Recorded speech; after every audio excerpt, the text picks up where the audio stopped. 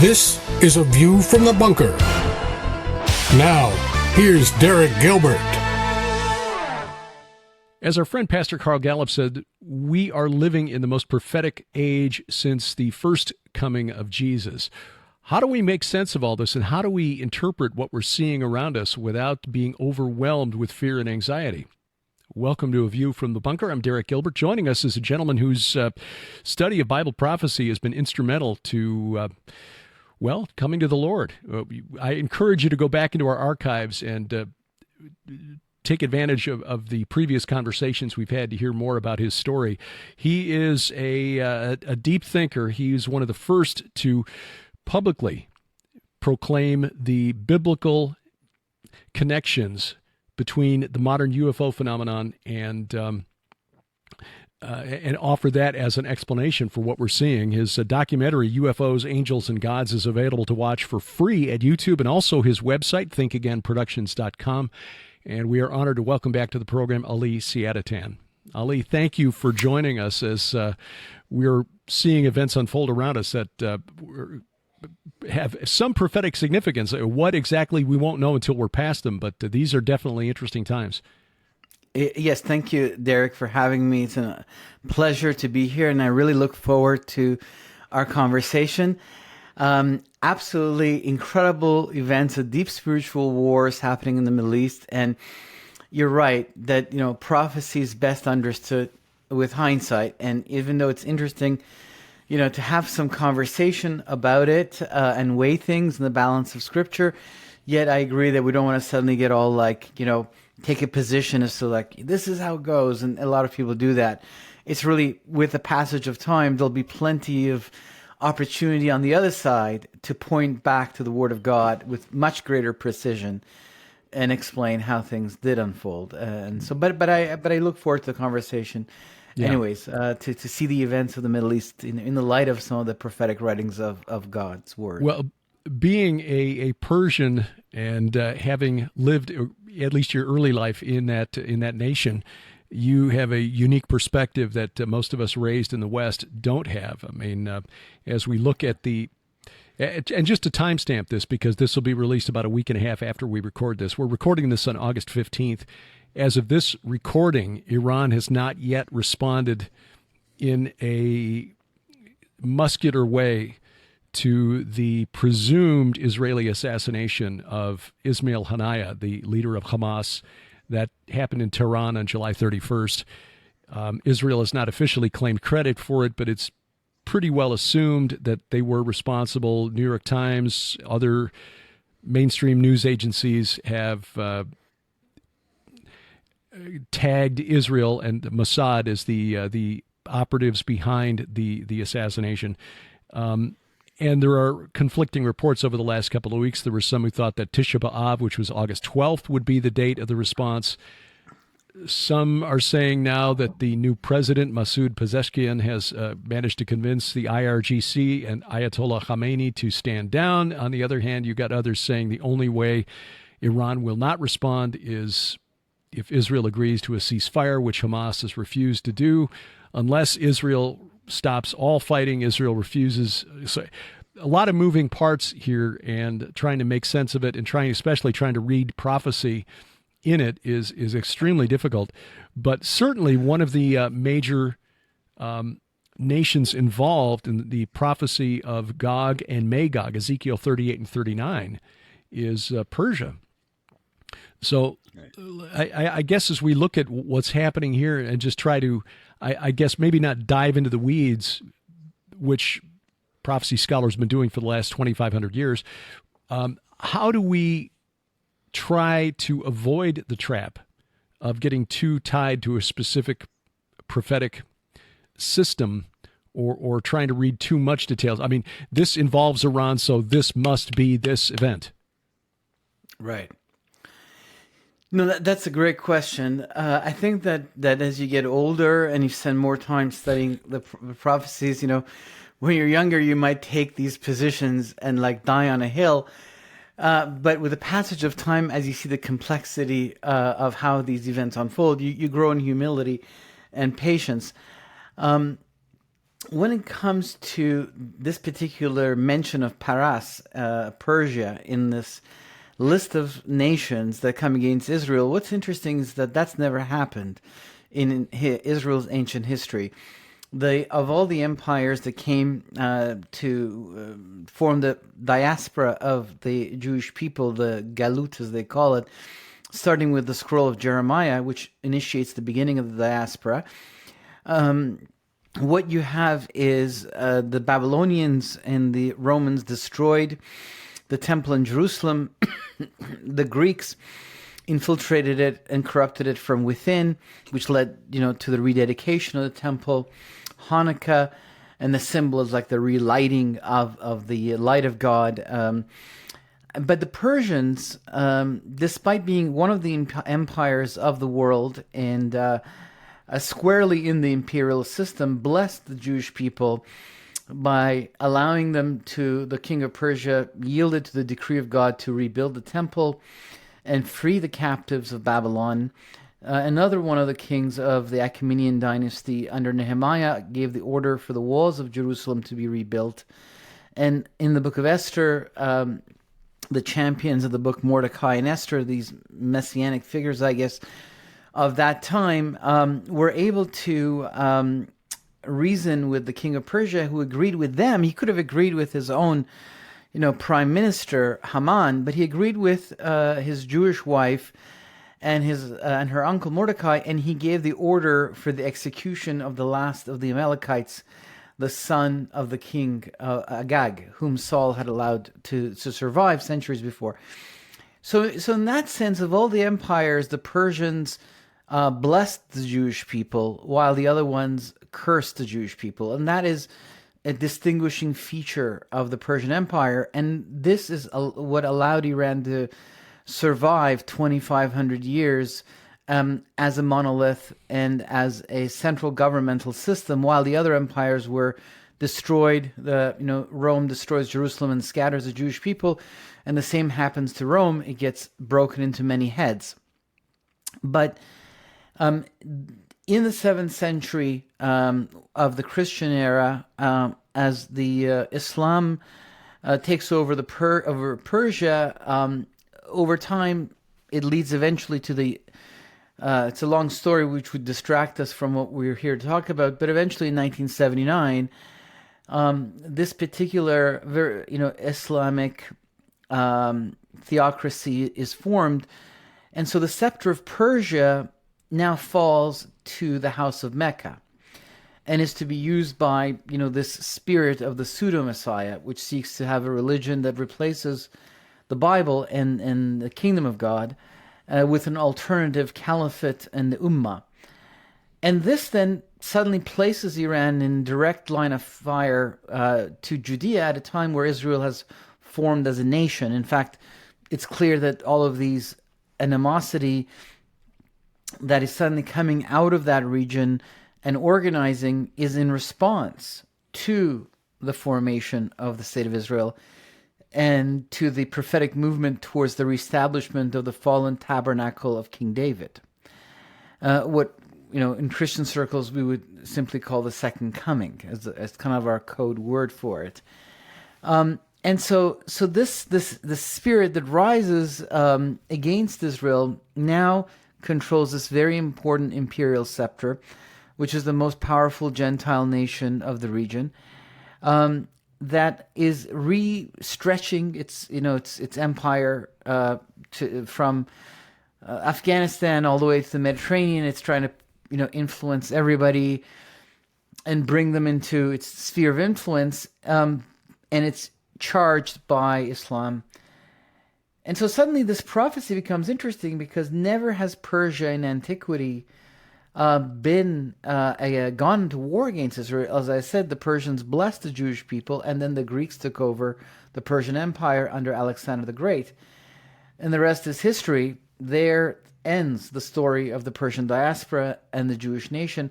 For a very tiny period of time, the Hasmoneans asked the Persians for help against the Romans, and when the Magi come from Persia to worship the king, and they say to the Edomite king of Judah, Herod, Whereas he was born king of the Jews, he sees that as a political stretch from the Persians into the Roman world because, Herod had now Oh, aligned with Rome. right, right. And in So fact, Herod was sent by the Romans to kick the Persians out in exactly.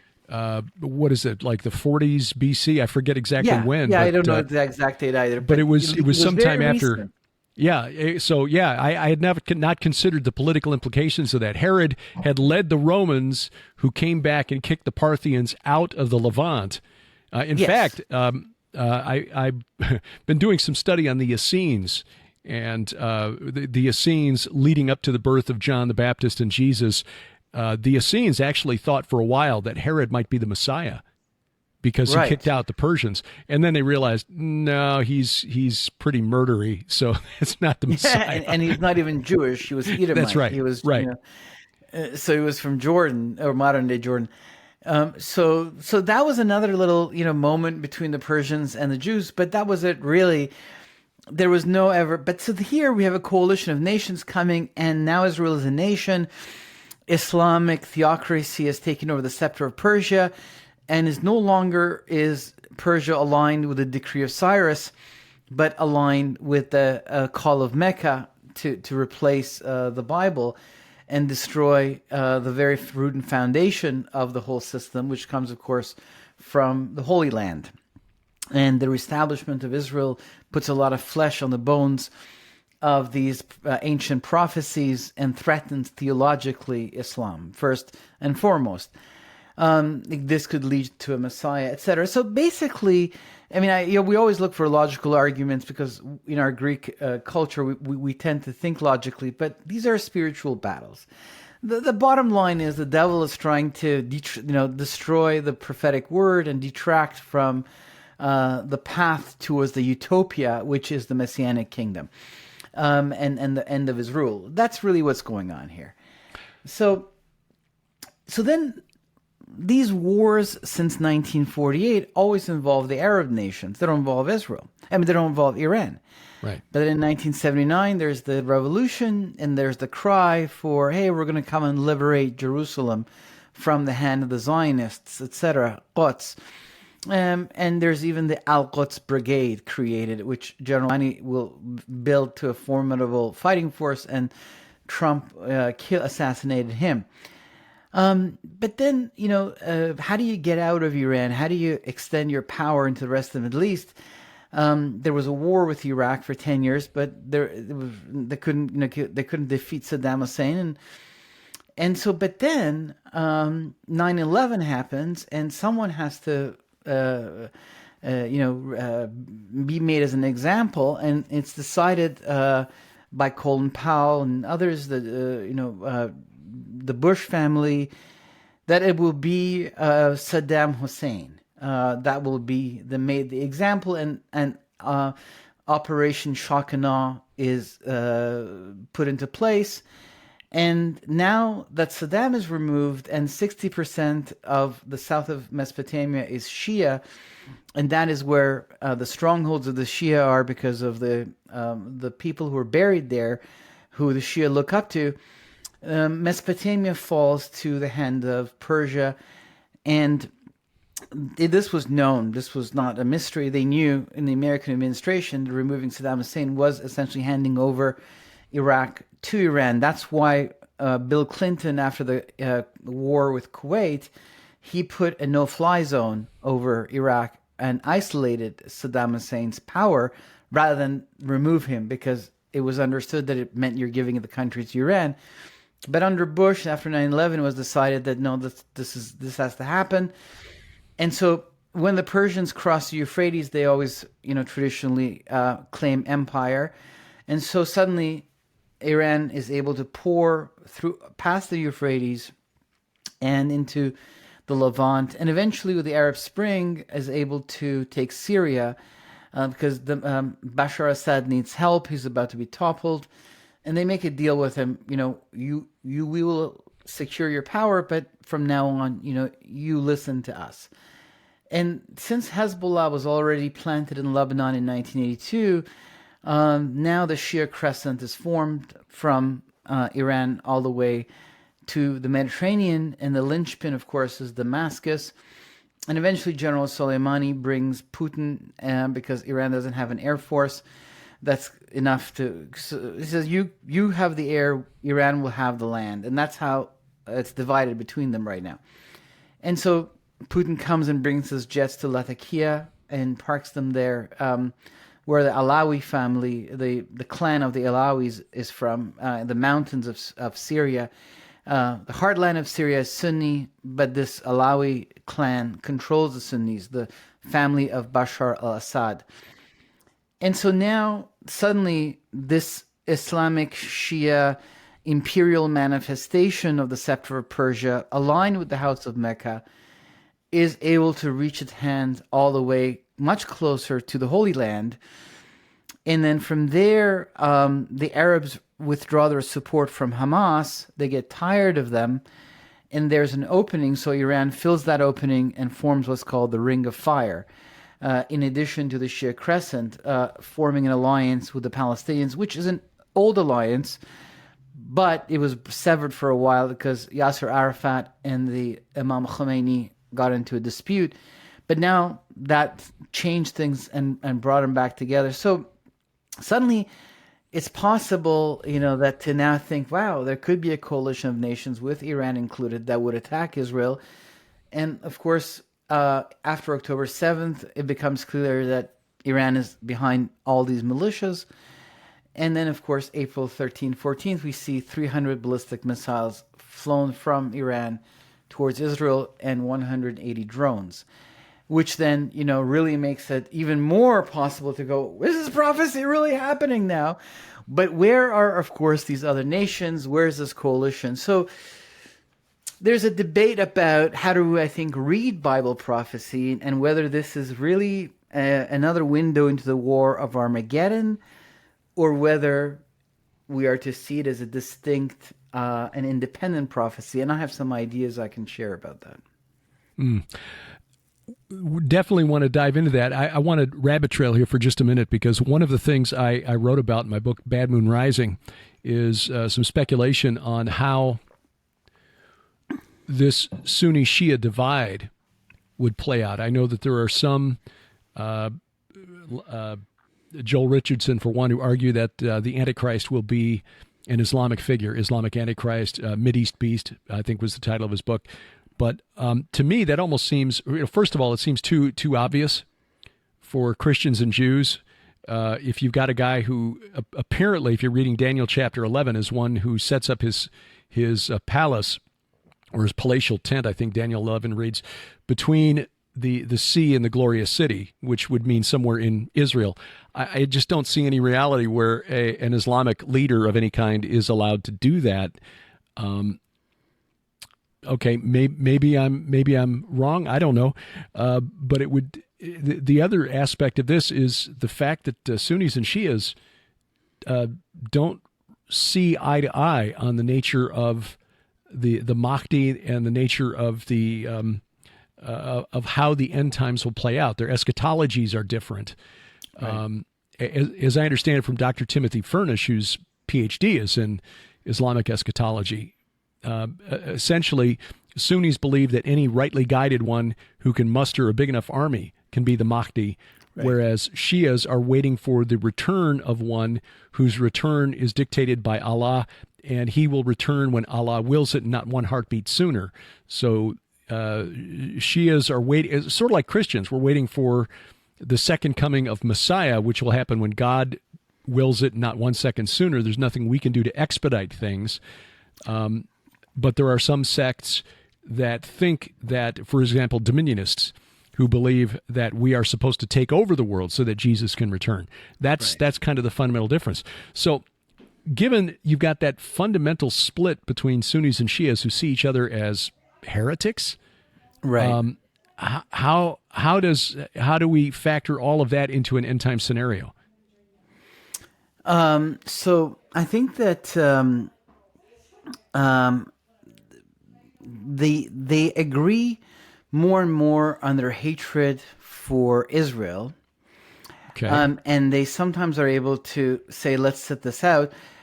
And we'll see how this whole thing goes. As far as the actual details of how the end of days is going to happen, they're just kind of going with the flow. October 7th brought jihad to the forefront of the Palestinian issue. That's what Nasrallah said in his first speech. And now a connection is happening between the Muslim Brotherhood and the Shia Republic. That's where we are in the story. As far as, they're not sitting around and comparing notes about how they see the end of it. They're kind of saying, look, you want to, Hamas is Muslim Brotherhood, the Taliban in Afghanistan are not Muslim Brotherhood. The Muslim Brotherhood is put down in Egypt, but still a very important organization, as well as in Turkey. Erdogan is Muslim Brotherhood, and he's the head of the Muslim Brotherhood for the United States. And so they're like, look, you're kind of a vast organization. We have many disciples as well. Why don't we kind of work together to support the cause of this, the resistance, they call it, the jihad. They do each have their own particular, view of correct theology and eschatology, as you mentioned. But I'm not seeing their alliance based on those things, but rather on, hey, we both have one common goal in mind here. We need to support October 7th, not let the fire of jihad die down, and continue to put pressure on Israel. So Erdogan will make some speeches out of Turkey, and the supreme leader of Iran will make speeches independently from his point of view, but ultimately have the same message. And even the Marxists in the West will also really echo the same talking points about the oppressor and oppressed. So they're kind of, at this point, I think that's where we are. Mm-hmm. I do think that the Muslim Brotherhood from the beginning was willing to work with the Shias. That's what it says in the founding document. Hassan al-Banna says that you can work with the Shia. Khomeini, the founder of the Islamic Republic of Iran, as a young man was taken to Egypt by his teacher to meet Hassan al-Banna, the founder of the Muslim Brotherhood. That inspired him. His expansionist form of Islam inspired him to create eventually this Islamic Republic. And many people will argue that his understanding of Islam is much closer to the Sunnis than traditional Shiism is.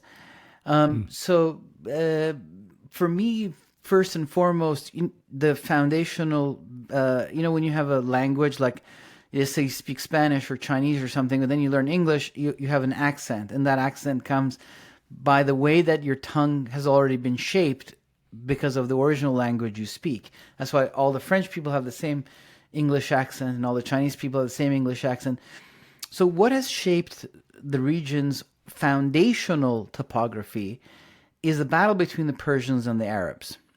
Because the Persians controlled, all the Middle East. The Sasanian Empire was actually a re-emergence of the Achaemenid Empire until the 7th century, when the armies of the Rashidun Caliphate, the immediate disciples of Muhammad, came and scissored the Persian Empire. They took over Iran. Iran eventually pushed them out and reestablished Persian language, and dominance, and kept that Islamic religion, though it stayed. And then they kind of redesigned Islam. It's called the Second Islam or Persian Islam. And that is what led to the Ottoman Caliphate. The Ottomans adopted this Persian Islam and made it their own. And then the Persians had the bodies of knowledge from Mesopotamia that existed in Persia, the different sciences. And that led to what's called the Golden Age of Islam. And so the Persians set up a capital in Baghdad, because it's always from Babylon that the Persians can control the heartland of the Middle East. And that's why today they need Baghdad as well. So the Persian struggle has been to reassert domination over the Middle East that was taken away by Muhammad's caliphate system. That is the foundational battle between the Persians and the Arabs. In the 16th century, a Persian king of the Safavi, that was his last name, the Safavi dynasty, he decided that in order to separate Iran from the Ottoman Caliphate, distinguish it, and protect against the Russians that have come from the north and the Portuguese that have landed in the south, to bring the tribes together. He wanted a new identity, and he was part of a very tiny sect called the Shia, who neither collected tithes nor had theological seminaries. He then made a decree saying the Shia will now become the religion of his kingdom. And it took 200 years for the whole country to transition from Sunni to Shia. In the 18th century, in the 1700s, Iran is considered finally a Shia nation. But the Safavi, his dynasty, struggled with the Ottomans and with the Russians. So the Iranians would have had a battle with the Arabs, even if they were Sunni, because they consider themselves to be a distinct and superior people, the truth is, and lords of the Middle East, and an imperial system. That's part of the Persian worldview and blood, I would say.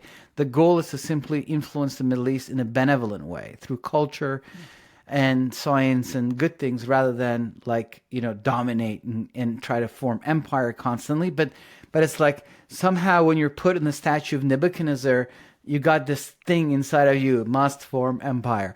And so you're kind of and so you try to at least put a good twist on it. So that's the fundamental battle between the Persians and the rest of the Middle East, is for power and domination, and at times it expresses through religion, and these days through sectarian divide.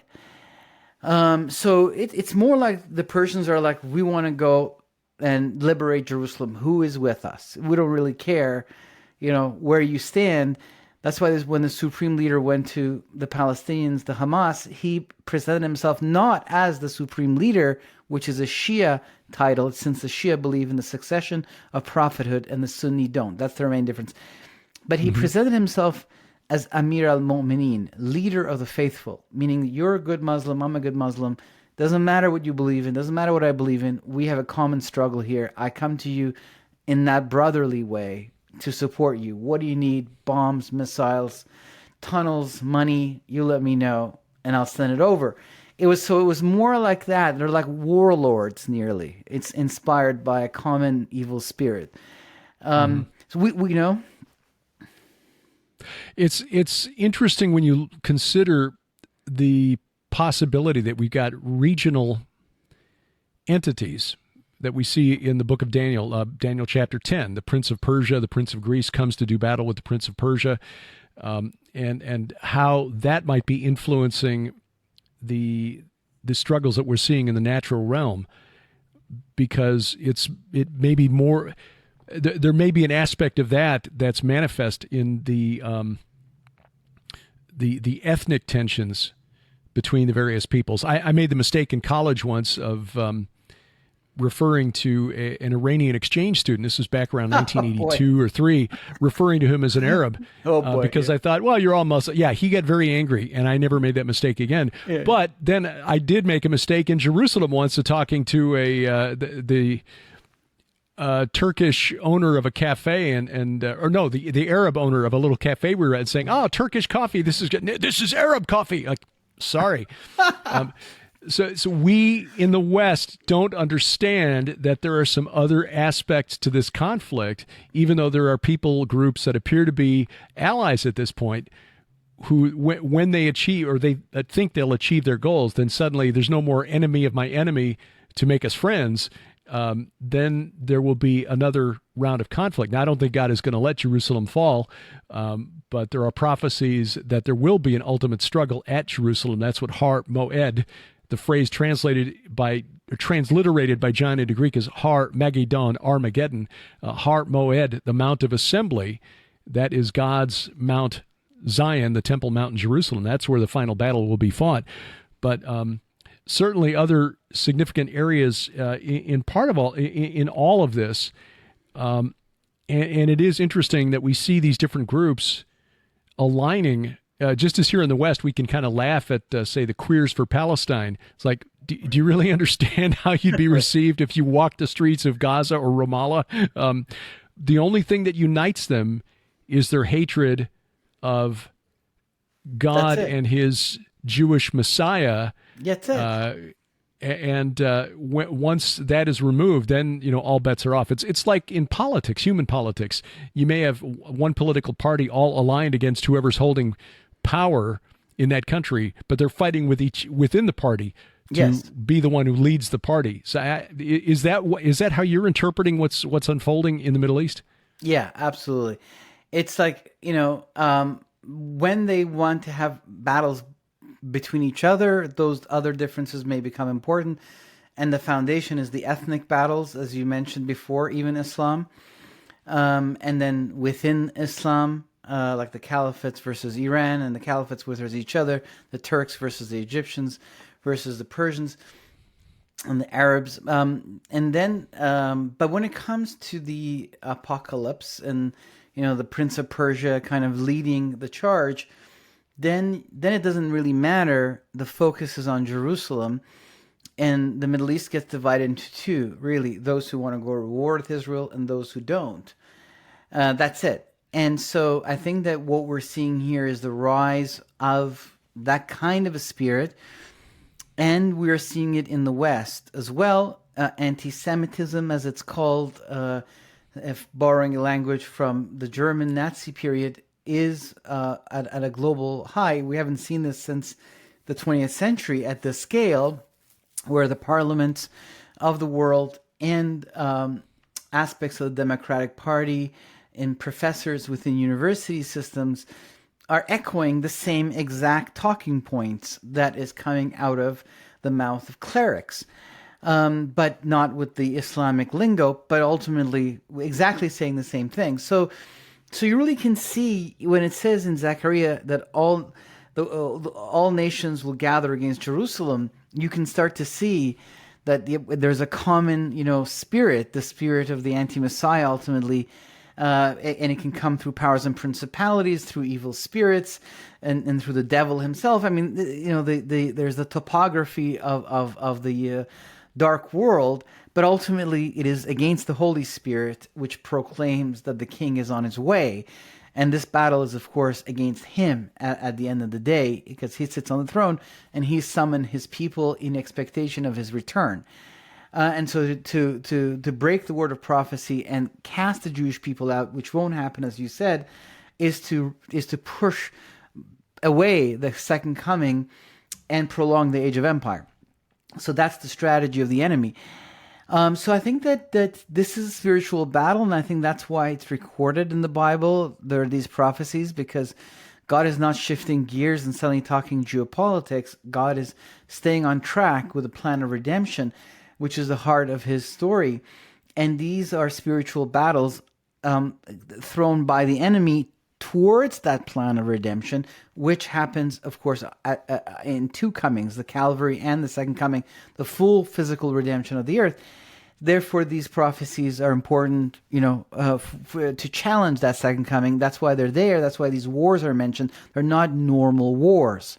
They are wars, what spiritual wars we call them. They're angelic battles, and so they're mentioned there, and I think they're scary. They're big and powerful, and so I think the Lord is going ahead and comforting people by saying, "I'm in charge, and that's why I bring these armies. I'm the one that is uprooting evil from the earth. I'm the one judging them, and I'm the one that's going to make sure that they lose." And it's not doesn't mean that we don't have a role to play. But we don't have to have that worry that would come from an all-out chaotic reality led by, the darkest of forces unchained. So we don't have that. So that's the great thing. And I think we do need to get ahead of this and share with people that even though we can't see the details exactly, but we can see enough to say, hey, this really is the season of the signs.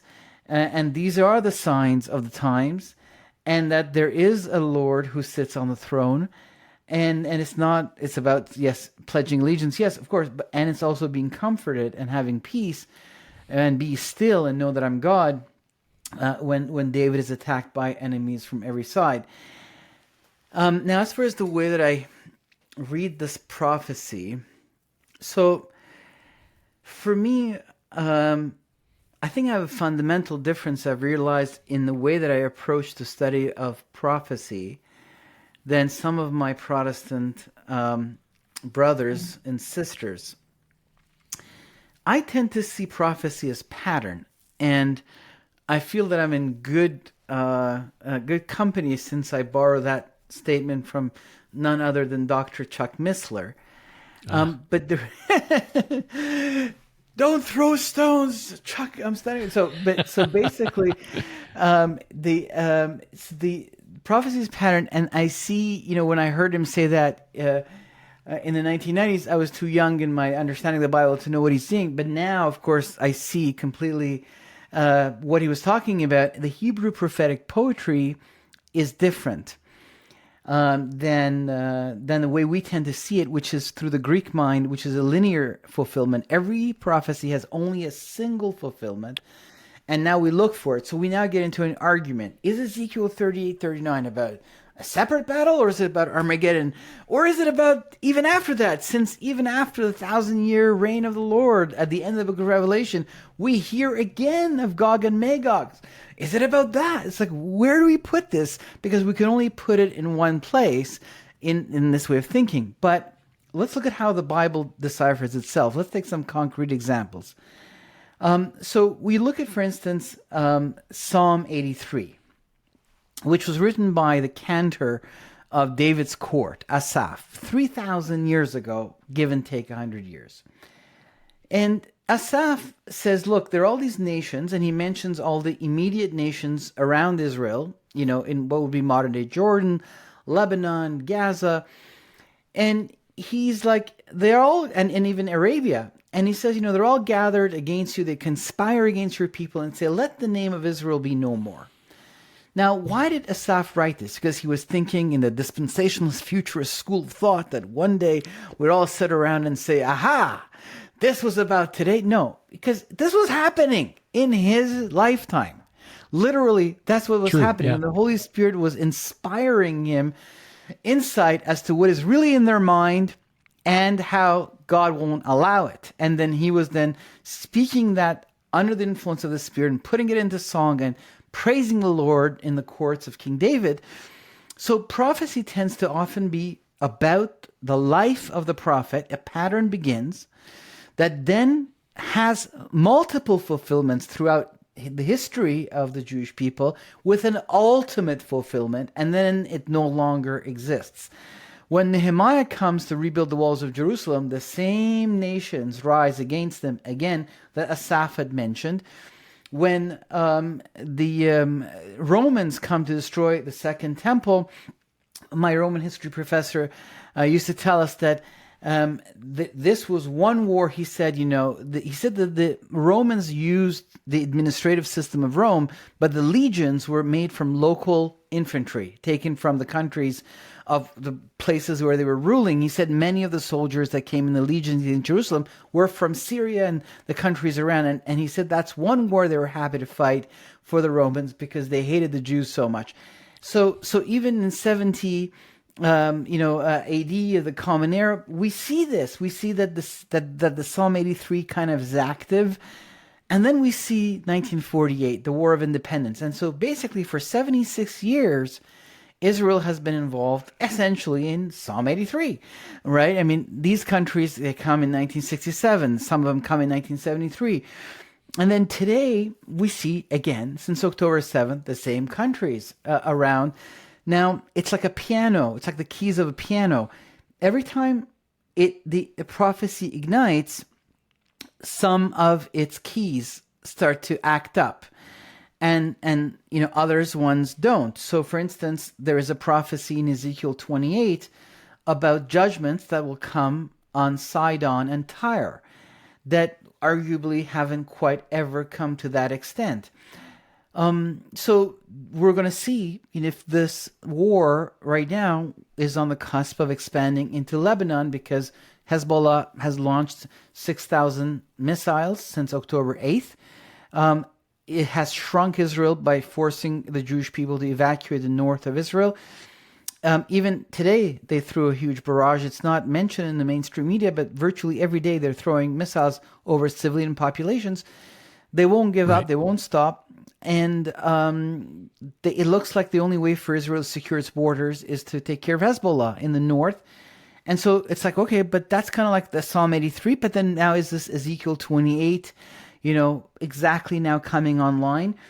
or you look at the prophecies of ingathering, of the let's say Ezekiel 36, just to take one that's very famous because it's an entire chapter. Did it apply to the Babylonian exile? And a lot of people in the Preterist school and other schools read it that way. They go, Ezekiel said that the Jewish people would come back, and they did. And then that's it. We're done with that now. It was, there was the Persians freed the Jewish people. They came, they rebuilt the land, and sayonara. It's done. But if you look at the canon of Scripture of the Old Testament, in the Hebrew canon, it ends with the decree of King Cyrus.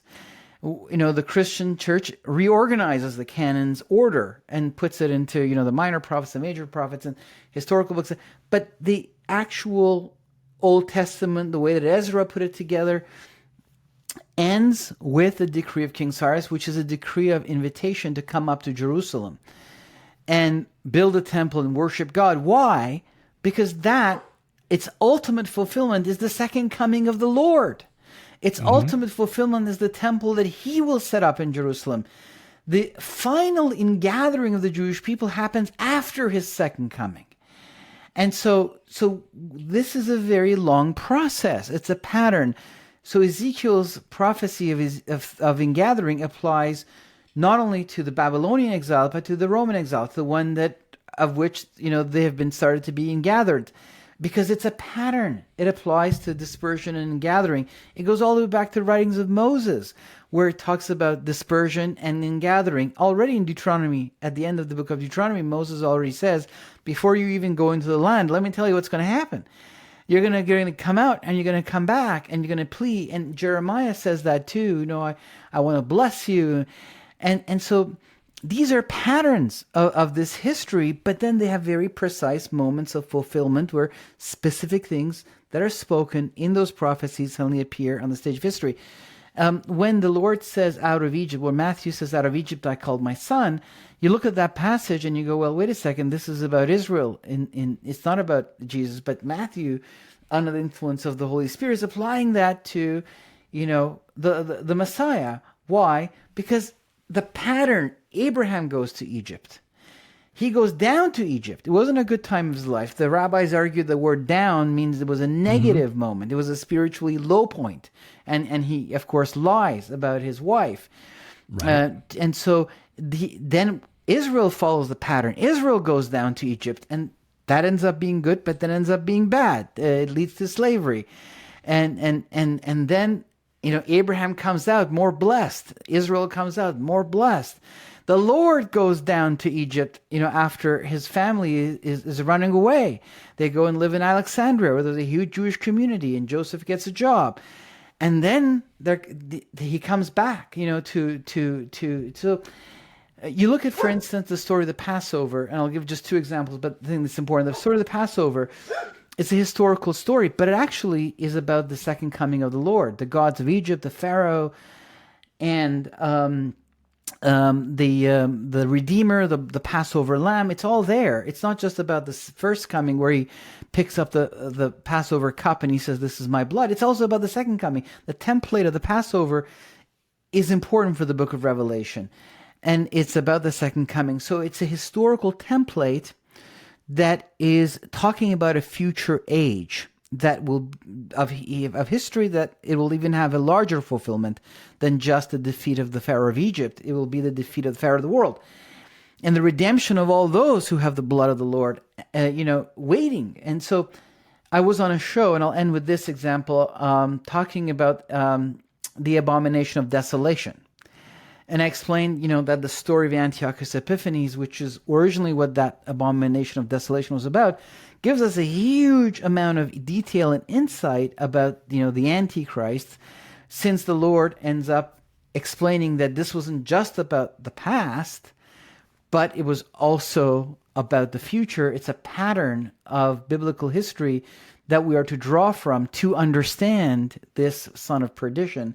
And when we see the abomination of desolation, this is another term for this, Antichrist, Assyrian, son of perdition, man of sin character.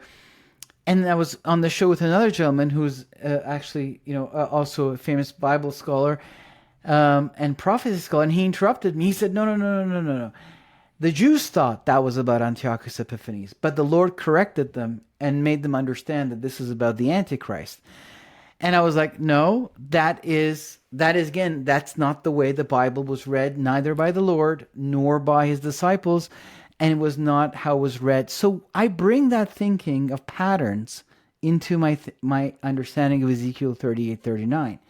What I see is that they burn the weapons of the enemy for 7 years, that it takes 7 months to bury the dead that come against Israel, and that if you don't bury the dead, if you find a bone, you have to call the specialists.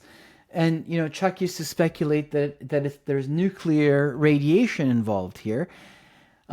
This to me doesn't sound like the Messianic kingdom. This to me doesn't sound like the kingdom of Jesus, where he's on the earth and they're burning weapons for 7 years. I'm not saying it can't happen. What do I know? The Lord might be like, hey, this is in memorial. I want my enemies to see, they'll burn the weapons. But so I don't want to again, as we said from the beginning, we don't want to have an adamant, we're just talking. But to me, this doesn't sound like the kingdom of the Lord. It sounds like the kingdom of the world, with burials of dead, the burning of weapons for 7 years. And so what I see is that the same way that Psalm 83 is a prophecy that applied to Asaph 3,000 years ago, applied to Nehemiah, in some ways applied to Rome, and that the Jewish people have been involved in it for at least 76 years now, and the pattern gets reigniting, the cinders get flamed again, and boom, the same nations suddenly like, we must kill the Jews, and off they come. I see Ezekiel 38:39. So what I find interesting about the conflict with Iran today is that it tells me that we are now judging the pattern of this prophecy is starting to show itself finally on the stage of history, that this is the beginnings of a new prophetic pattern fulfillment that we haven't seen ever before. And as we are speaking today and yesterday, there's a guy, he's 88 years old, but still he's the leader of the Palestinian Authority, Mahmoud Abbas, Abu Mazen they call him.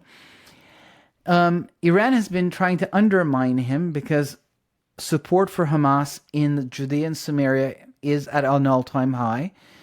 And Iran has been trying to undermine him by trying to overthrow the Hashemite kingdom of Jordan or make a deal with them, and use the fact that 70% of the people living in Jordan are, Palestinian Arabs, trying to win them over, and has been smuggling weapons through the Jordanian border into Judea and Samaria, trying to make up for the loss of Gaza. And some of those weapons, I have to say, come from Afghanistan. And they belong to the Taliban. They were made by America and paid for by America, but they belong to the Taliban as part of the deal that Donald Trump made with them. So basically, those weapons are making their way in there as well. And Mahmoud Abbas is now trying to position himself as the leader, while Sinwar, who is under some dungeon in the earth, it sounds like some strange movie with a bunch of hostages in the belly of the earth, talking on a secret phone, trying to negotiate, and the world is in chaos. He wants Marwan Barghouti to be freed from the Israeli jails. Mm-hmm. He's even a worse terrorist than Sinwar is. I mean, he's just like very dangerous man, and he wants him to become the leader of the Palestinians. And the world, including the United States administration, are suggesting that the whatever remnant of Hamas still exists collapse into the Palestinian Authority. And the Iranian-led bloc is like, this is a good idea because it salvages their assets for a future war. But then suddenly Mahmoud Abbas gets up and, as you said, goes to Russia on the 9th of Av, on the Tisha B'Av, on the day this, and the Iranians, you're right, at the beginning said we will attack on Tisha B'Av, and they were ready. They fired everything up to throw it on the 9th of Av, and the Minister of Defense of Israel, Gallant, called Lloyd Austin and said, look, our systems are saying they're about to fire. Lloyd Austin looked into it and said, "We concur," and dispatched another carrier group to the region, including the nuclear sub. Yeah. And you were mentioning, does the president know about this or not? Well, yeah, I think he does. and so basically, and then a diplomatic onslaught began to stop them, led by the Vatican, and then the leaders of Europe, and finally the White House. And that has led to the ceasefire negotiation that's happening as we speak in Qatar. You're right that they said if this falls apart, I won't. We will continue the attack. And Sinwar, from his dungeon, said, "I'm not even going to show up or even send a representative," which means to Iran, "Go ahead." As far as we're concerned, there is no ceasefire, and you said that you'd attack. Go. So suddenly, Abu Mazen from the Palestinian Authority, who's competing for power, on the 9th of Av, on this day of, curses, the weakness of the Jewish people, he gets in a plane and goes and sees Putin. And then he goes to Turkey, where he is today, and I was watching his speech. And in Turkey's parliament, he says, "We are dedicated to the way of Sharia, death or martyrdom." And he gets a standing ovation. And these sound a lot like Ezekiel 38-39 countries. And then he says, "Even if I lose my life, I don't care. I'm going to Gaza." Yes, I saw that. That's to big. Gaza, and I invite all Muslim leaders to join me on the trip to Gaza. He's competing. He's saying, "No, I'm going to hold on to I'm going to be the guy, not this Barghouti fella." But the fact that he's now connected to Turkey and Russia in his trip, because he did his PhD in Moscow, in a very specific university where the KGB trains Islamist assets. And he did his PhD. His thesis was on the Holocaust, of the denial of the Holocaust. He said that the Jews, the Zionists, not the Zionists as we know, but the imagined Zionist conspiracy, the Zionists and the Nazis conspired together to create this Holocaust myth. That was his PhD thesis. Oh, wow. So this guy goes to Russia, goes to Turkey, and so now he may be pitching himself to Iran and saying, "Guys, don't try to undermine me by supporting Hamas. Hamas is done. I'm the guy." Even though he's 88 years old. And then the people in Iran might be like, "You know what? You're the guy, but you're 88 years old." So, but what if he becomes the linchpin that connects Iran, Turkey, and Russia, which already have a connection, but now he becomes one more piece of that connection puzzle. So even though the next war is definitely with Hezbollah in the north, and Iran is not ready to attack yet, and they're building their military forces and regional alliances, and they want to have national allies. Like, they don't want to have just a bunch of militias as their friends. Like, they're not counting on the Houthis, they're not like, "Oh, the Houthis." They're counting on Russia, on Turkey, on bigger muscle to accompany them. So we're not there yet, but we are suddenly, for the first time, out of this war, seeing the pattern emerge. And it says that Israel will be secure it will be living in the town of secured villages.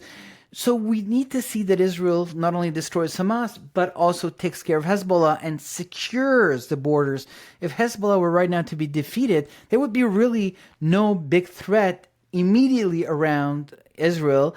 No militias would be left, and Israel would relax, and would move back to these towns and villages.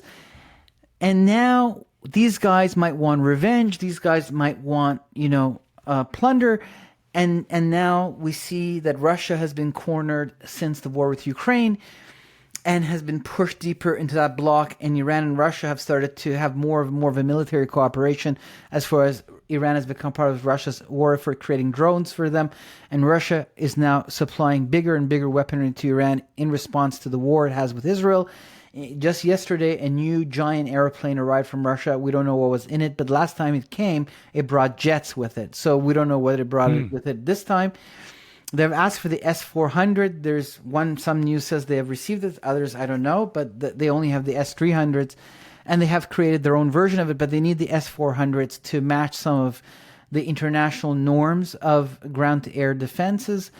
Right. So, and the Iranian policy is no longer the JCPOA. It's a combination of military pressure and diplomatic communication. That's what they just announced. The foreign minister just announced that their new policy was a combination of military pressure and diplomacy. Hold the world hostage with the threat of war, and then negotiate from that position. So this war is not going anywhere until these guys are toppled, if we were to think in the natural. And these patterns. So I think that, first of all, I see that, like Chuck used to say, Psalm 83, he used to say, would be the trigger to Ezekiel 38, 39. And if you were here alive to see that one more time.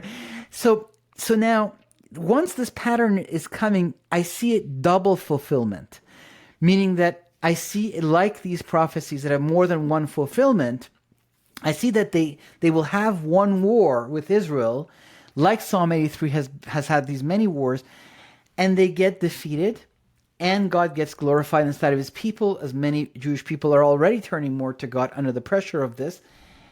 And then there's a period of reprieve, and then under the Antichrist, one more time, these nations, the fans are flamed, and the fire rises, including, maybe that's why 2 chapters repeat the same story. It's a 2-chapter prophecy, 38, 39, and each give a difference. And that's why I see that there are actual statements and sentences in this prophecy that matched the Battle of Armageddon in the book of Revelation. The same sentences are repeated. So definitely this is a prophecy that will have a final end time Joel, Zechariah, Revelation fulfillment. But at the same time, pattern-wise, it takes time for the pattern to emerge. They have a go at it. It's kind of like one fulfillment as the engine is turning on. It leads to one glorification of the Lord as he calls his people to himself. And then it happens again on, under the same that Ezekiel 36 has happened twice now, not once, or Psalm 83. So that's how fundamentally I see it, prophecy's pattern.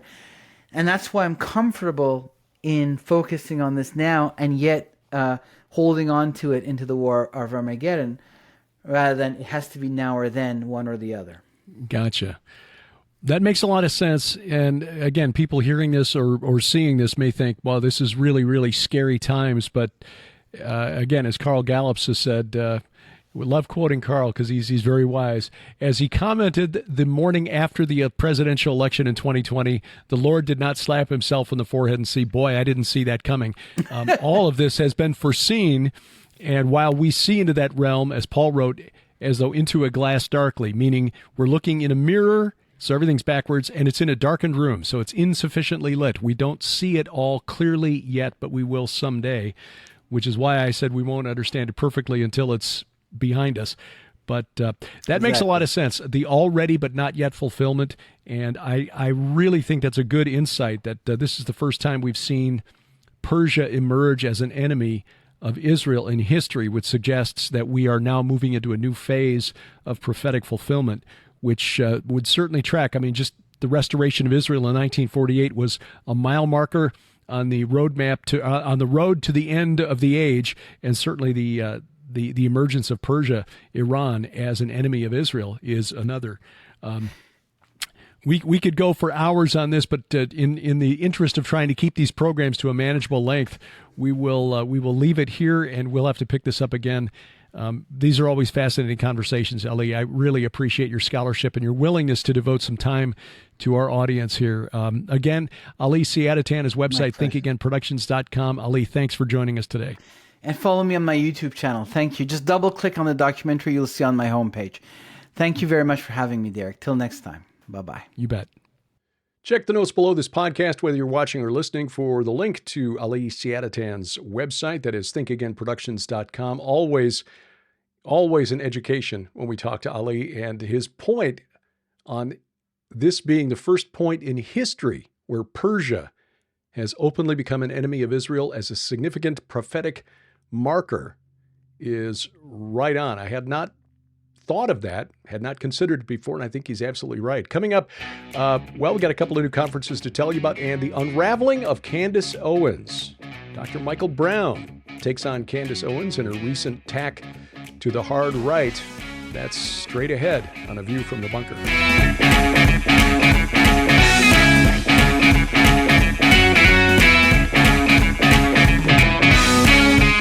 Giants, gods, dragons, they're all real.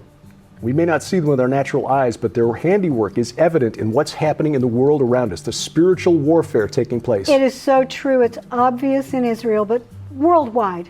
Historically, we've seen this happen. And we want you to get excited about the Old Testament and the New and the giants, gods, and dragons within it, because your kids need this information. So do you. Yes. We're living in prophetic times. Help make sense of it with our special offer through July. Our book, Giants, Gods, and Dragons, which takes a fresh look at end times prophecy. My book's Bad Moon Rising, about the spiritual forces behind Islam. And Last Clash of the Titans, the overlap between what we were told is Greek mythology and the Bible. And our DVD, based on the 4 horsemen of the apocalypse. All of this, an $80 value for just $45 plus shipping and handling. Now through July, only at our online store, gilberthouse.org/store.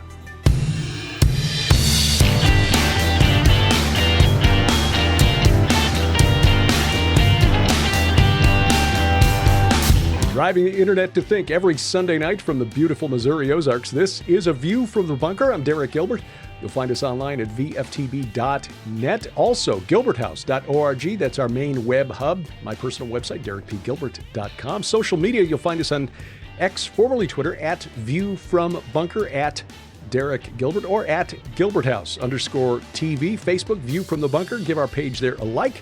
You'll also find us on Truth Social, Gab Me Getter, Derek P. Gilbert, the username there. And, of course, on YouTube, at Gilbert House. Please subscribe, share, hit that like button, and then protect yourself against cancellation. Guarantee we never get canceled by downloading our free app from our website, either vftb.net. Look for the link in the top menu bar, or go to our main web hub, gilberthouse.org/app.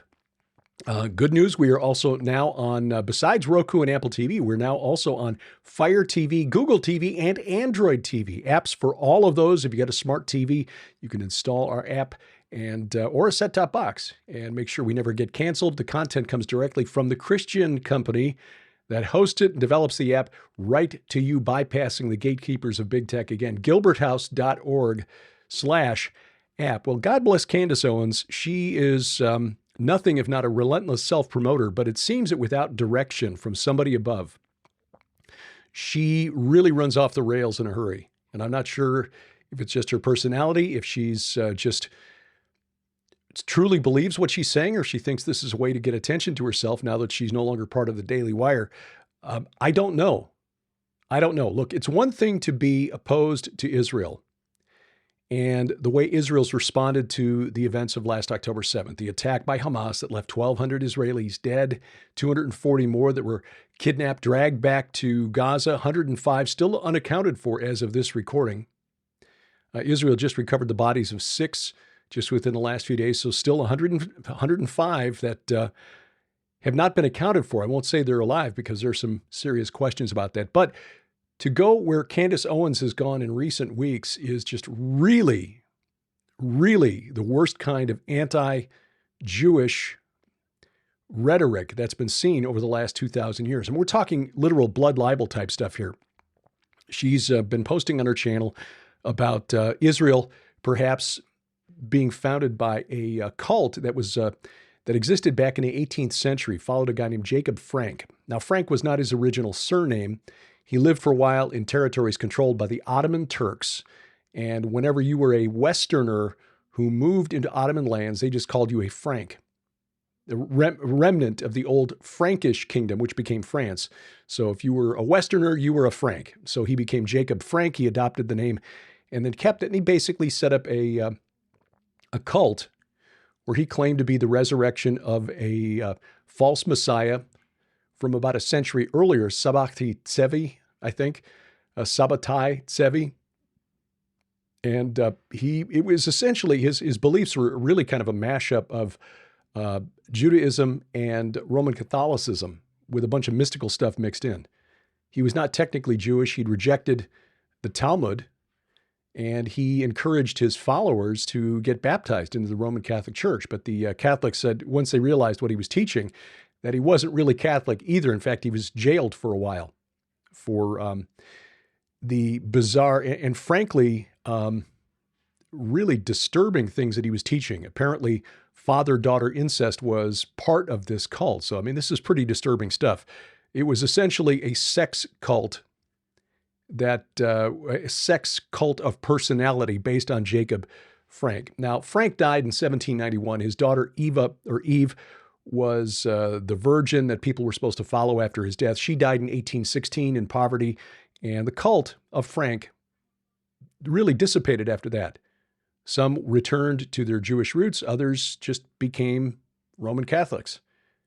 But by the time the 19th century came to an end, beginning of the 20th century, there was essentially no more Frankish cult. This is agreed upon by historians. But according to some in dark corners of the internet, the Frankist cult continues to this day. And that's what Candace Owens has been contending. Rather than go deep into this, because this is not intended, look, I don't have anything personal against Candace Owens. Frankly, I just don't pay much attention to her. But when she starts coming up with this kind of slander that is patently ahistorical, it deserves to be called out. Dr. Michael Brown had an article that was published on Friday that really goes point by point through all of this and dismantles it. So I'll put a link to that in the show notes. You can go through it there. Not sure why she's gone in this direction, but pray for her, because there are a lot of people who think that she's as smart as she likes to think she is and are following her down this very dark path. As I've said before, as Sharon and I have said on our program, Unraveling Revelation, we're watching in real time the development of an atmosphere, a scenario in which we can see the world coming together against Israel, and low-level operatives like Candace Owens will be very, very useful in what the Antichrist finally brings to fruition with his war that comes against Israel and Jerusalem in the last days. Bless her pointy little head. Going to be in North Dakota in just 2 weeks. The Pitchfork and Hoe Gathering in Valley City, North Dakota. That'll be at the Eagles Club there. Be there Saturday and Sunday, September 7th and 8th, and hope you'll join us. Dr. Doug Hamp will also be speaking at this event. If you want more information, you can find it at our website. Look under the events calendar or go to our app. We've got a calendar of events at our app with detailed information, including a link to their Facebook page, the Pitchfork and Hoe Gathering Facebook page. The event as a whole is a gathering of small farmers and homesteaders talking health and nutrition and best practices for small farms, things like that. And then a couple of crazy Christians coming to talk. I'll be speaking about our forthcoming book, The Gates of Hell. Why did Jesus do what he did, where he did it, especially regarding his declaration of his divinity in front of the gates of hell. That'll be on Saturday. On Sunday, The Secret History of Israel. And no, it wasn't the Frankists. It wasn't the Rothschilds. It wasn't the Illuminati. But it was not the history that you've been taught either. That'll be on Sunday afternoon. So again, more information at our website or the Pitchfork and Hoe Gathering Facebook page.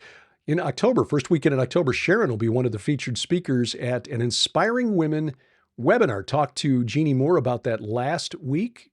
You can find the information on that event at hearthewatchmen.com. Sharon, Tracy Tennant, Vicki Joy Anderson, Heidi Begley, many others, and a live event on that Sunday. Again, this will be a virtual event, so you'll have to access it via the web, but you'll get to interact with the speakers live in real time on Sunday. Again, the first weekend in October, and more information is available at hearthewatchmen.com. Our solidarity mission to Israel, talk about that in just a minute. December 5th through 8th, I will be speaking at the Christmas in Branson Prophecy Conference, along with L.A. Marzulli, Bill Salas, Ken Johnson, Billy Crone, Josh Peck, Mondo Gonzalez, Lieutenant Colonel Robert McGinnis, Alex Newman, Patrick M. Wood, Doug Hershey, many others. Of course, it's a Prophecy Watchers Conference, so 24 speakers, 30 messages, wonderful gathering, and a great facility, the Chateau on the Lake in Branson. And Silver Dollar City, Branson itself, always something to see at the Christmas holiday. So find out more information at prophecywatchers.com, at BransonChristmasProphecyConference.com, or just go to our app and follow the link there. And we hope to see you in Branson this December. Now, our visits to Israel, we are still planning to go to Israel for our Solidarity mission, November 6th through 13th, visiting the sites attacked on October 6th, October 7th rather, including the Nova Music Festival site, where more than 300 people lost their lives and dozens of others kidnapped, taken hostage there at that site. It is somber, but it is worth seeing that location, the town of Sderot, and probably one other village, probably Ofakim, which we visited back in the spring, where you can look at these private homes with bullet holes still in them. I mean, this was not an attack against military outposts. This was an attack against civilians. So you can witness that. We'll go to Tel Aviv, Hostage Square. We'll visit with wounded IDF soldiers. And of course, we'll visit the important sites in the spiritual war in Jerusalem. All of that, the sample itinerary is posted at our website, gilberthouse.org/travel. If you want to get an idea of what the tour is like, I gave a presentation on this in July at the Go Therefore conference, actually on Sunday morning for the Harvest Revival Center's Sunday morning services. And that video is posted to our streaming video site, gilberthouse.org/video. So you can go there, watch it free of charge, get an idea in the 1-hour presentation of where we went, what we saw, and why it was so impactful. And again, details at gilberthouse.org/travel. And then next spring, our tour of Israel, still on. We've not changed this yet. Obviously, a lot depends on what happens politically and militarily there over the next few weeks. Still waiting to see if Iran is going to follow through on its threats. But as of now, March 25th through April 3rd, we will be in Israel with Doug Van Dorn, Dr. Judd Burton, and Timothy Alberino. This will be like a rolling conference through the Holy Land, and we hope you join us there. Again, the latest information at gilberthouse.org/travel. Thank you for taking time out of your schedule to watch or listen, as the case may be. If you're watching, great. Subscribe, share, click the bell for notifications, and then get our app. If you're listening, whether it's at Apple Podcast, YouTube Music, Amazon Music, iHeartRadio, Spotify, Spreaker, Stitcher, wherever fine podcasts are sold. It's Pandora now, not Stitcher anymore. Thank you. Thank you. A tip of the earbuds to our announcer, the inimitable DC Good. And Gilbert House, A View from the Bunker is a production of Gilbert House Ministries, released under Creative Commons Attribution, Non-Commercial, No Derivatives 4.0 International License. We wrestle not against flesh and blood. Pray for the peace of Jerusalem. And good night, Oliver, wherever you are. I'm Derek Gilbert, and this is A View from the Bunker.